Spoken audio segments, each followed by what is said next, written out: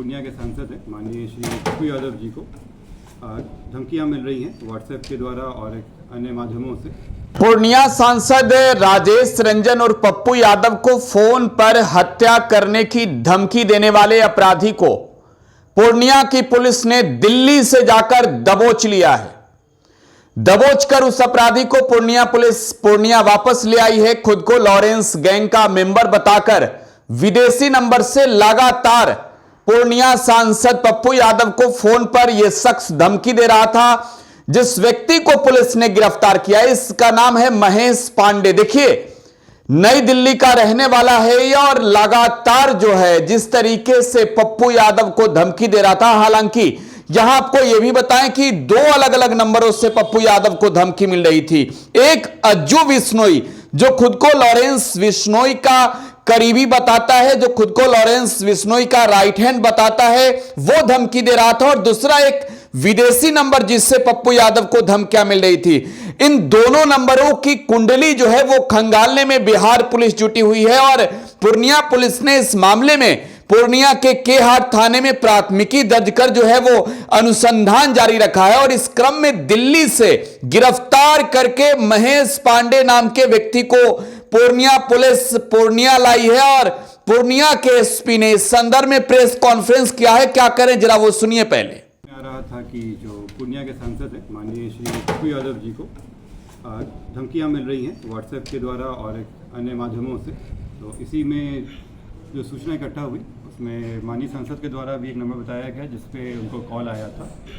ये number Dubai का था, यूएई का रजिस्टर्ड नंबर था, जिसमें जो 971 का कंट्री कोड है 5013387776। इस नंबर से उनको सबसे पहले धमकी आया था और अन्य भी कई नंबरों से उनको लगातार धमकी मिल रही थी।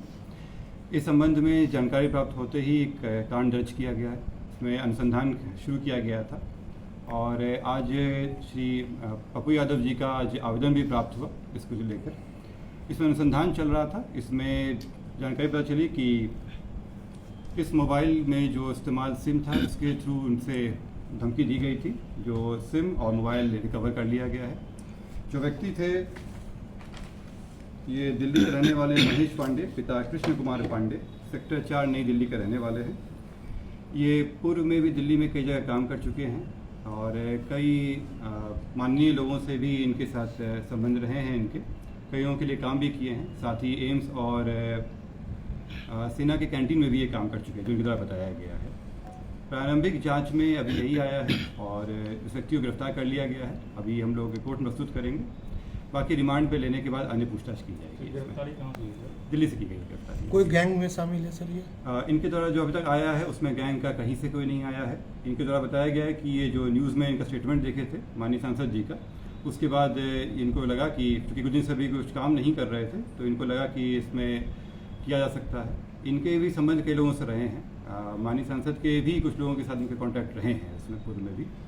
तो अन्य जितने भी एंगल है उस पर हम लोग दिखवा रहे हैं इसमें। फिलहाल मैं आपको स्पष्ट कर दूं कि कई नंबरों से धमकी दी गई थी। जो पहला धमकी आया था जिसमें फ़ोटो भी शेयर किया गया था वो इसी नंबर से किया गया था, इन्हीं के द्वारा किया गया था। इसमें गिरफ्तारी हो गई है।